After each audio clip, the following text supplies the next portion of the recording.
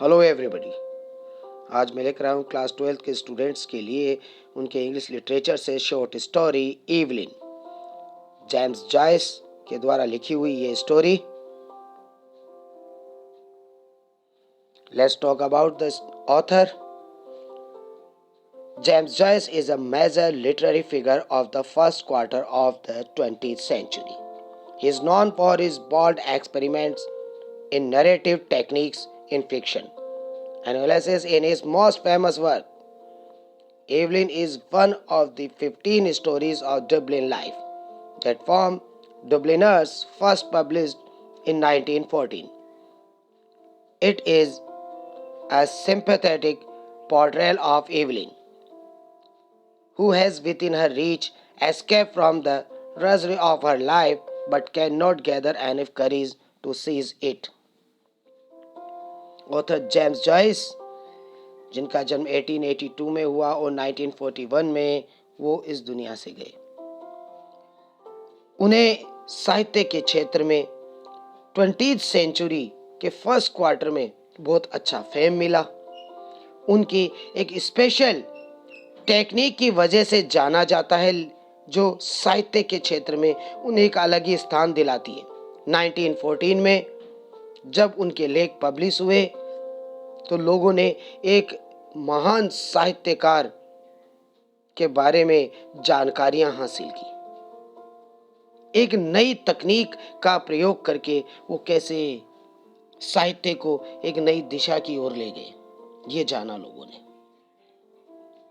इन्होंने अपनी स्टोरीज में ईवलिन का एक बहुत ही खूबसूरत चित्रण प्रस्तुत किया है। ईवलिन एक लड़की, ईवलिन की पहुंच में जीवन की कठोर एवं उबाऊपन से बच निकलने की जो यहाँ खूबसूरती से प्रस्तुति दी गई स्टोरी में, वह जेम्स जॉयस का साहित्य में मजबूत होना दर्शाती है।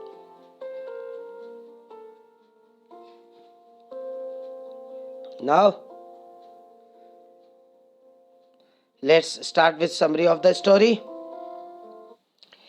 Evelyn is a young woman living in Dublin with her father. Her mother is dead, dreaming of better life beyond the shores of Ireland. Evelyn plans to elope with Frank, a sailor who is her secret lover. Evelyn's father having forbade Evelyn to see Frank and start a new life in Argentina. With her mother gone, Evelyn is responsible for the day-to-day running of the household.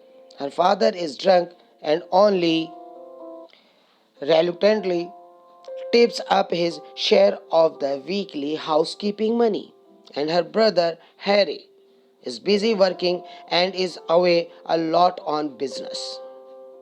Another brother, Ernst, has died. Evelyn एक Dublin में रहने वाली एक लड़की है जो अपने पिता के साथ वहां रहती है। उसकी मां मर चुकी है। आइलैंड के किनारों पर एक बेहतर जिंदगी का स्वप्न देखने वाली एवलिन एक फ्रैंक नाम के लड़के के साथ वहां से चले जाने की योजना बनाती है। फ्रैंक जो एक सेलर है, नाविक, और एवलिन का वो गुप्त प्रेमी है। हालांकि एवलिन के पिता ने उसे फ्रैंक से मिलने से मना कर रखा है, क्योंकि उसके पिता और फ्रैंक आपस में झगड़ चुके थे। वो उसको पसंद नहीं करते थे। लेकिन एवलिन फ्रैंक के साथ अर्जेंटीना में एक नए जीवन की शुरुआत करना चाहती है। उसकी मां के चले जाने के बाद एवलिन घर के सारे कार्यों की जिम्मेदारी ले लेती है। उसके पिता हमेशा शराब के नशे में रहते हैं और केवल आनाकानी के साथ घर चलाने के लिए उनका जो वीकली हिस्सा होता है वो देते हैं।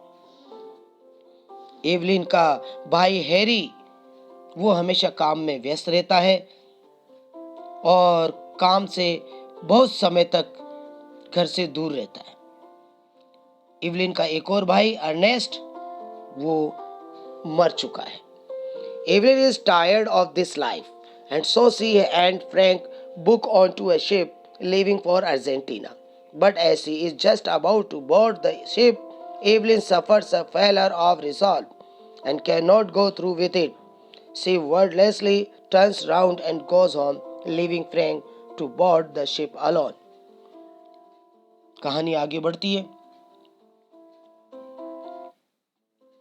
इवलिन स्वयं एक दुकान पर नौकरी करती है। वहां से कैसे जैसे करके वो पैसे लाती है और उसी से जीवन उसका चलता रहता है। वो अपने जीवन से पूरी तरह थक चुकी है, इसीलिए वह फ्रैंक के साथ अर्जेंटीना जाकर सेटल होना चाहती है। लेकिन जब वह पूरी प्लान कर लेती है, शिप में बोर्ड होना चाहती है, उसके साथ जाना चाहती है, तो वहीं पर वह अपने मन में उठ रहे उन विचारों को बदल देती है और वहां से फ्रैंक को अकेले ही शिप में जाना पड़ता है। एवलिन नहीं जाती है। The protagonist of the story, Miss Evelyn Hill, is sitting near a window. She is thinking about her escape plan with an Irish sailor, Frank, who has settled in Buenos Aires. She is 19 years old and works at a local store. She looks from the window to the street outside. The smell of dust is prevalent in the air, and she musses where this all dust comes from. The street is empty and there are no people seen coming or going. कहानी की शुरुआत होती है जब Evelyn वहां एक window के पास बैठी हुई वहां से चले जाने की योजना बना रही है अपने आयरिस उस प्रेमी नाविक फ्रैंक के साथ, जो पहले ही बुएनोस आयरेस में सेटल हो चुका है। इवलिन 19 इयर्स की है और जैसा कि कहा हमने आपको कि एक लोकल स्टोर में वर्क करती है। वह खिड़की से बाहर झांकती रहती है क्योंकि वो योजना जो उसके दिमाग में चल रही है उसको लेकर अभी श्योर नहीं है कि उसको ऐसा करना है क्या। गली में झांकते हुए वहां देखती रहती है कि क्या वहाँ एक्टिविटीज चल रही थी, क्या हो रहा है वहाँ। वहाँ गली में ऑलमोस्ट कोई नहीं है, सूनी पड़ी हुई वो गली वो देखे जा रही है, बिल्कुल उसके मन की तरह। जहाँ उलझने हैं ऐसे ही सड़क भी उलझनों से भरी हुई है। कोई नहीं, लेकिन क्यों नहीं है। She looks across the street and remembers the field which was there in place of the bright brick houses. She recollects how she, her brothers, their neighbors, children, Ascog, Davins, Water, Dunes, etc., used to play with them, and her father would come there to shoo them away. Then the field was bought by a person from Belfast, and he built the bright brick houses there, thus they lost their playground. वह उनको देखते हुए बाहर जो छोटे छोटे भूरे रंग के वहाँ मकान थे उन गलियों में देखा करती कि यहाँ पर पहले एक मैदान हुआ करता था जहाँ वो खेला करती थी। डेविन्स, वॉटर्स, डंस, हाँ, छोटा सा कियग जो एक अपाइज भी था, और उसके खुद के छोटे भाई बहन, इन सब के साथ वहाँ खेला करती थी जब वहाँ पर मैदान हुआ करता था। हालांकि जो ये यादों में ही समाया हुआ ये सब चीजें, क्योंकि अब ऐसा कुछ भी नहीं है। उसके पिता वहां आकर उसके उन छोटे छोटे साथियों को वहां से भगा देते थे जो उनके साथ खेला करते थे। और उसके कुछ समय बाद कुछ ऐसा हुआ कि वो जगह किसी ने खरीद ली और वहां पर बड़े बड़े मकान बना दिए, बिल्डिंगें खड़ी कर दी। अब इनके पास खेलने के लिए कोई और मैदान नहीं रहा आसपास में। ये उसकी बचपन की यादें। She remembers it was long ago and now everything has changed. It was the time their mother was alive and their father was kind to them. Her brothers were there at home and the elder one was alive. The kids with whom they played were no more there. Some had left for other countries and some for their homelands, like Waters, who were from England. Everything has changed. Now she thought it was her time to change her life like others. She had decided to leave her home. अब उसे याद आता है कि कैसे सब कुछ ये बदल गया। वो दौर था जब उसकी माँ भी जीवित थी, उसके पिता भी एक काइंड पर्सन थे, उसके भाई भी उस समय घर पे रहा करते थे, ये घर में बड़े भी थे जो उनकी सहायता के लिए रहते थे। वो सब खेलते कूदते मजे से अपना जीवन चलाया करते थे। लेकिन समय बदला, वहां से कई लोग चले गए जिनको वो जानती थी। सब कुछ बदल गया और ये अकेली घर पे रह गई। अकेली का मतलब जिनके साथ खेला करती थी। वो दौर चला गया। ये इसके भाई, उसमें से एक भाई भी ऑलरेडी मर चुका। अब माँ इसको छोड़ के जा चुकी, वो मर चुकी। तो उनको खोकर जो अकेलापन इसको महसूस हो रहा है, वो अकेलापन। She looked around at everything at home, and with each article there, she had memorized attached. She had cleaned this place many times and had never thought to part with all these.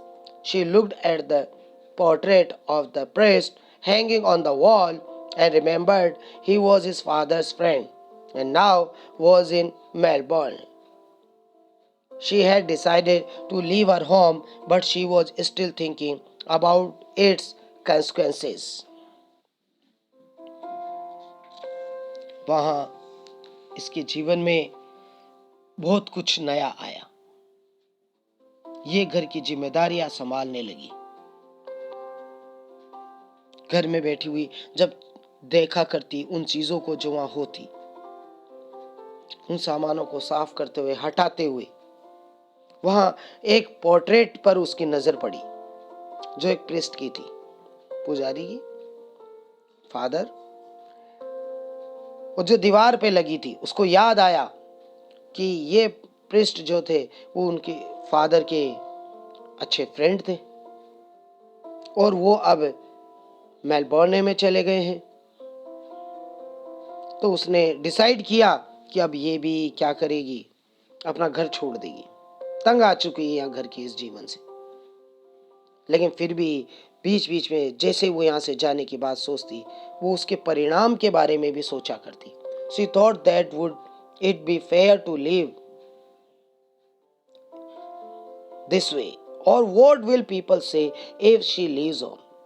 With this, the memory of Miss Gowan, her boss at the store where she was working, came to her mind. She remembered how she never misses any chance to scold her. She had emotionally wrecked her through her incessant scolding, and Evelyn would hardly control the tears coming out of her eyes. वह जब सोचा करती वहां से जाने के बारे में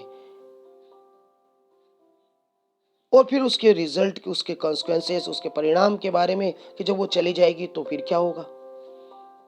और तभी फिर उसके दिमाग में ख्याल आता, जिस स्टोर पर वो काम करती थी वहां की जो ऑनर थी उसके बारे में, गावेन, जो कोई मौका नहीं गवाती थी उसे डांटने का। इतना बुरी तरीके से उसको डांटती थी कि बेचारी बस अपने आंसुओं को कैसे कंट्रोल करती थी यही जानती थी। She thought that if she left, she would have to work hard to make her value in the new country. Though she would lose her respect for her, there she will lead a happy and respectable life, being the wife of Frank.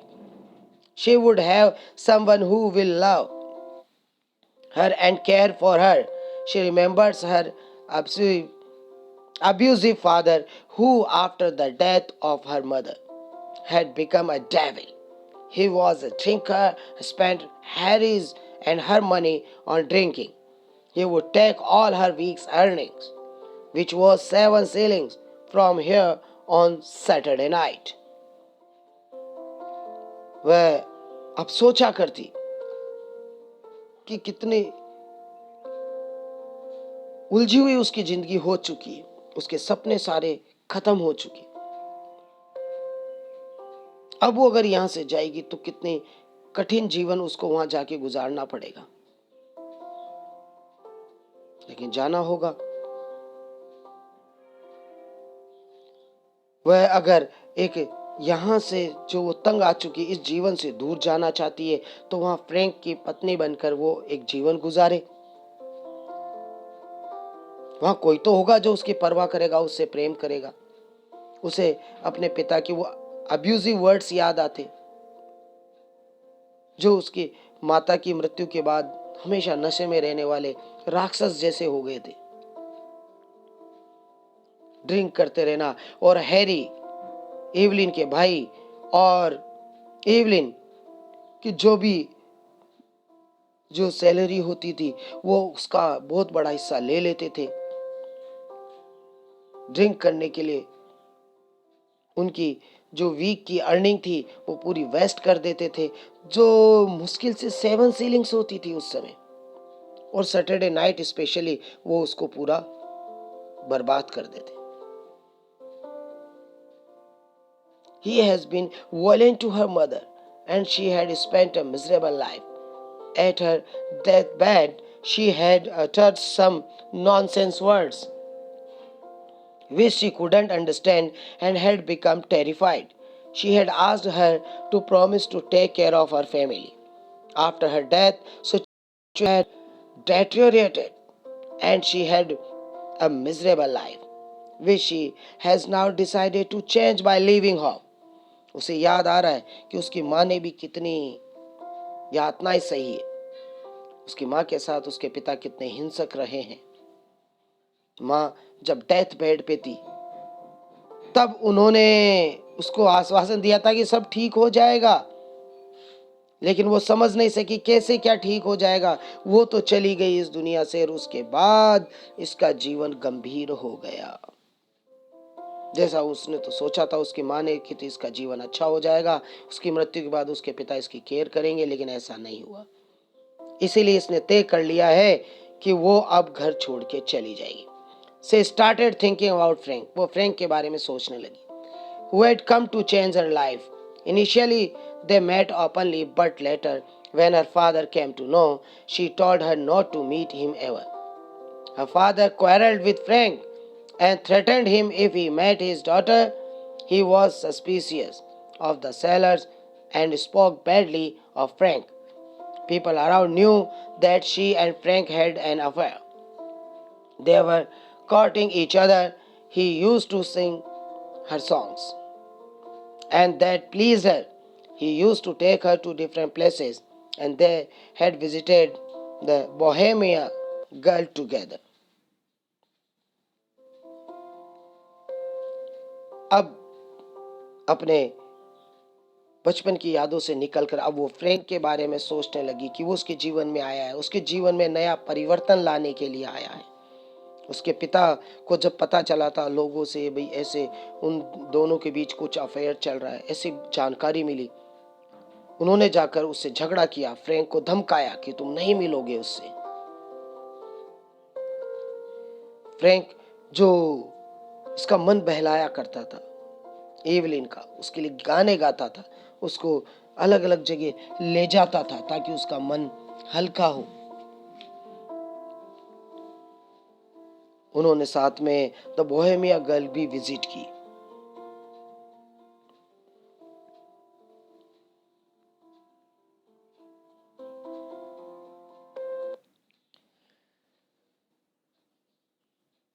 Later, she had written 2 letters, one to her father and another to Harry. This was to let them know that she was going for better. She again remembered her father, who had become irritable with the passage of time and took care of her when she once fell ill.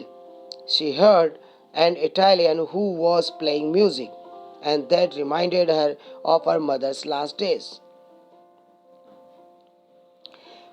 उसने 2 letter लिखे थे Evelyn ने, एक अपने father के लिए, दूसरा Harry के लिए, वहां से जाने से पहले। और ये बताता है कि वो एक बेहतर जिंदगी के लिए जा रही थी। उसको याद था उसके पिता का वो आचरण, जो वहां हर किसी के साथ काफी चिड़चिड़े से हो चुके थे। एक बार जब वो बीमार पड़ गई थी तो उसने एक इटालियन म्यूजिक सुना था, और ये म्यूजिक उसे उसकी माँ के अंतिम दिनों को भी याद दिलाता था। The idea of her mother's last days terrified her, and she stood up to leave for the station. She arrived there and could see many people coming and going. There she found the ship that was bound to take her and Frank. Frank was there and the ship was blowing the whistle. He held her hand, asking her to come on board. Her thoughts were busy and she couldn't decide. She thought as if the ship would drown her, and she decided to stay. Frank with kept calling her, but she stayed intact to the railing, having refused to go. उसे अपनी माँ के बारे में सोचकर काफी बहसा लगता था। उसने तय कर लिया था कि वो यहाँ से जाएगी, कि यहाँ इस भारी जिंदगी के अंदर वो जब भी मौका मिलता है अपने उस पुराने दौर को याद करती है, माँ को याद करती है, तो डर सा लगता है। वो पहुंच गई जहां फ्रैंक उसका वेट कर रहा था। शिप ने भी विसल कर दी थी, अब बस रवाना होने ही वाला था। फ्रैंक वेट कर रहा था कि वो आए और दौड़कर उसका हाथ पकड़े और उसमें बोर्ड हो जाए, चढ़ जाए। लेकिन वहां रेलिंग पर खड़ी हुई उसने तय कर लिया कि वो नहीं जाएगी। वो कंसिक्वेंसेस कि यहाँ से जाने के बाद जो रिजल्ट होगा, जो परिणाम होगा, उसके बारे में सोचते हुए वो वहीं रुकी रही और जाने से मना कर दिया, और अंत में अकेले ही किसको जाना पड़ा? फ्रैंक को वहां से जाना पड़ा। So in this way we have understood कि एवलिन कैसे वहां से जाना चाहती थी, और अंत में उसने तय कर लिया कि वो नहीं जाएगी क्योंकि उसके परिणाम ज्यादा दुर्भर होंगे। So hope you have understood. Thank you.